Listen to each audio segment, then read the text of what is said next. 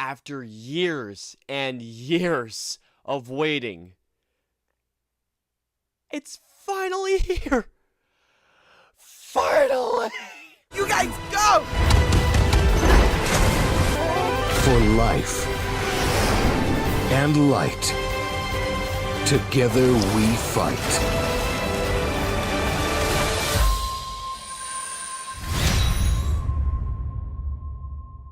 So Kingdom Hearts 3 is the 12th installment of the Kingdom Hearts franchise. No, it is not the third game for those of you who have not been following the franchise.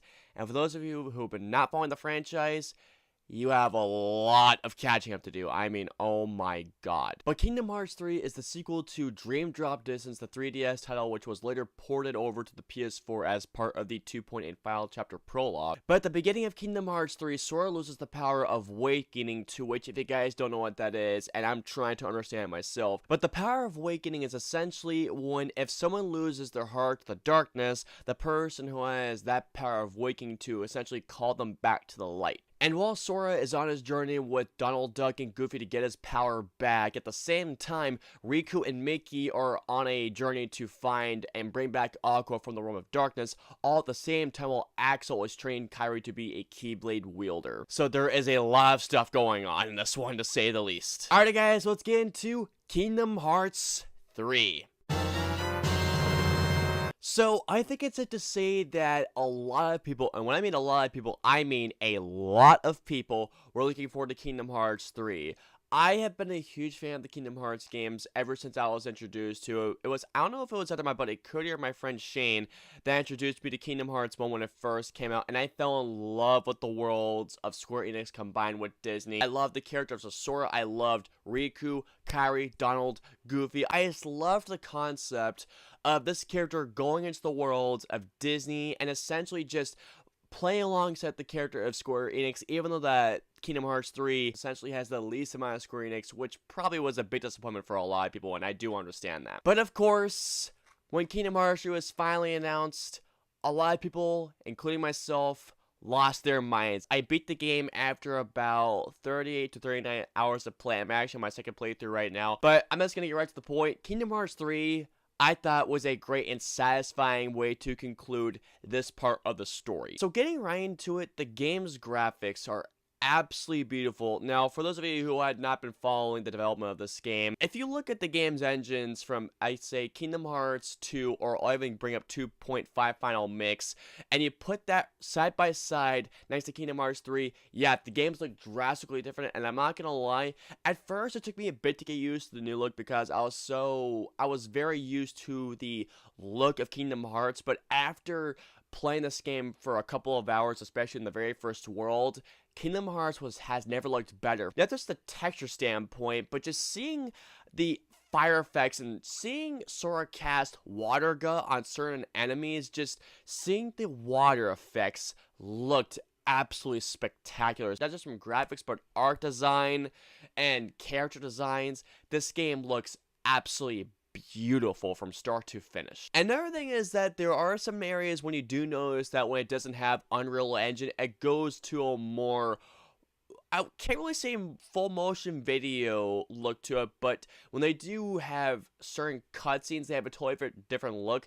And I'm not gonna lie to you guys, even this looked very, very good whenever they switched to cutscenes from, let's say, if you went to either the Frozen or the Tangled or the Pirates of the Caribbean world, how they switched to certain ways to make it look like the film itself, I thought looked really good. But my absolute favorite thing about Kingdom Hearts 3 was the combat, and that was actually my favorite thing about Kingdom Hearts 2. If you ask me, when it comes to storylines, Birth by Sleep has the best story out of all the games, because Birth by Sleep, I mean, oh my god, that game broke me down 3 different times before I was just like, stop it, please. But no, in terms of all the games, I think that Birth by Sleep has the best story, where in terms of the best gameplay, Kingdom Hearts 3 easily is the best gameplay. The gameplay to this game is the reason why I could not put this game down for the longest time. From how they introduced the flow motion mechanic from Dream Drop Distance, which I thought was beautifully implemented, to how they use the theme park rides, especially when they use the roller coaster, which I'm pretty sure was inspired by Thunder Mountain.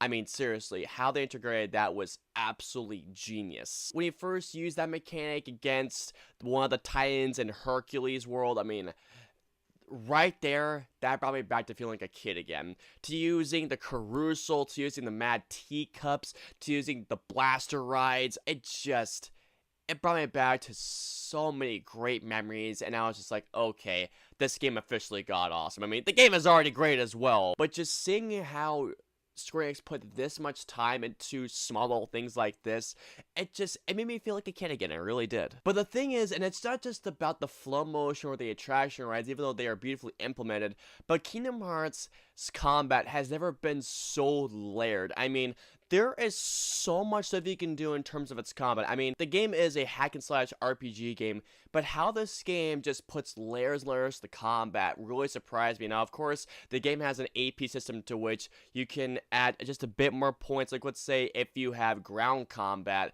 and you only have a couple of hits, you can essentially put more AP to make the ground combat go further, and that goes even more so to the aerial combat. How they increase the more special abilities, like how you team up with Donald Duck and Goofy, or even other characters like, let's say, Hercules. The summons are so much fun to use, and really shockingly enough, I never saw myself using the summons. I mean, when I did use the summons, it came to the Wreck-It Ralph one because Wreck-It Ralph is awesome. But you could also use Ariel from Little Mermaid, you could use Simba from Lion King. But the strange thing is, I never found myself using the summons as much as I thought I would be using them. But really, other than that, the combat for Kingdom Hearts 3 has never been better, and I love the combat. Seriously, the combat alone is what kept me playing the game, besides the story, of course. Something else that I loved about Kingdom Hearts 3, I should say for the most part, is the worlds and their size. Now, unlike the previous Kingdom Hearts games, I feel like that a couple of other Kingdom Hearts games has the least amount of Kingdom Hearts worlds. This has about 9 to 10. There is a great couple of other worlds I did not expect, but really if you're looking at just the Disney worlds and how they do integrate other worlds from the Kingdom Hearts games, the previous ones like Kingdom Hearts 2, there's really only about 9 worlds if you look at it, minus a couple of worlds when you get nearer to the end of the game. But the worlds that they do include are vast, they're big, they're dense, they take about, I would say about an hour and a half to 2 hours of gameplay to get through of each of them. And I thought the worlds for the most part were really good. The Toy Story world was by far my favorite world of the entire game. Not just because I love the Toy Story world, but let's just say this. If they were to have happened to have done a Toy Story movie, like a short little Toy Story film like 40 minutes long, this is what I would have loved to have seen, because this world nailed everything that I loved about Toy Story. Monsters Inc. was great, Frozen, Tangled, I did love Big Hero 6, even though I won't lie, I do have a little bit of a con towards that one. And the Hercules world, once it starts going, it is so much fun. I do know for certain that the worlds were not as big as they were in the previous games. And the music as well, oh my word, the music of this game is so great. And something that I thought I'd never find myself saying was the opening theme song called Face My Fears by Skrillex, who, by the way, those of you who know me personally, I'm not a Skrillex fan, even though he's not really dubstep, but I was a really big fan of his music. His song for Kingdom Hearts 3 is awesome, to say the least. I mean, I've been listening to it so much, and I believe Don't Think Twice, I think the ending credits song is just nothing short of beautiful. Face My Fears gets me pumped up every time I hear it, and then by the end of Kingdom Hearts 3, which I will do a spoiler review or a spoiler talk if you guys do want me to, but hearing that song by the end of Kingdom Hearts 3, I was crying, man. Like, this game had me in tears by the end. Last but not least, the story of this game is darn great. How this game starts off with Sora losing his power of awakening, and of course him getting that power back. It's of course a classic trope within our hero's journey, but how they do it within Kingdom Hearts 3 is great. Seeing the bond between Sora, Donald, and Goofy grow even further in Kingdom Hearts 3. Like I said, I have loved these characters ever since I started playing the original Kingdom Hearts when it first came out. When you see their chemistry once again after so long, it put a big smile on my face, and then by the ending, oh my god. The ending of Kingdom Hearts 3 just, I mean, dear God. I mean, some part of me is still in shock over what happened, but at the same time, it's a satisfying ending nonetheless. And if you guys do want me to do a spoiler review for the story of Kingdom Hearts 3, or at least the ending for the game, because there's so much to discuss, let me know below. It brought me to tears. Like, I was almost sobbing like a baby at one certain point. Like, it caught me off guard completely. Now, unfortunately, as great as I think this game is, it does have its fair share of flaws. Now, going into the storyline, this game covers about 17 years of material. Just think about that. 17 years of material.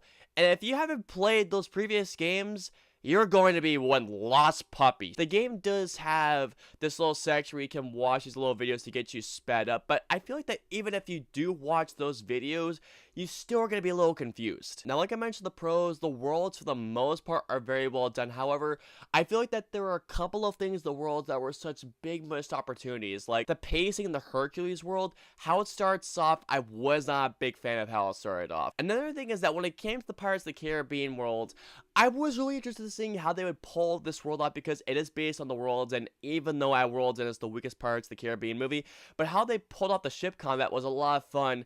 But the thing is that that's really all there is to do in the Pirates of the Caribbean world. I feel like that they could have done so much more with this world, and I still don't get why they did this, but there's a side quest that involves you in this world getting these crabs to upgrade your ship. Why they went this way, I don't know why, but I feel like they just put that in there just to increase gameplay. Imagining the scene in Pirates of the Caribbean and the climatic battle sequence, there could have been so much more in that sequence, I feel like. And the Big Hero 6 world, I did love the Big Hero 6 world, but it was way too short for me. And while I love the inclusion of Pixar characters, the inclusion of Remy from Ratatouille, I feel like was just slapped on there, and every time I heard Donald saying, this would be a good place to get some ingredients, I just thought, shut up. Shut up. So overall, guys, Kingdom Hearts 3 is not a perfect game. The game does have its fair share of flaws. I wish it was a better game. I wish this was a 10 out of 10 game.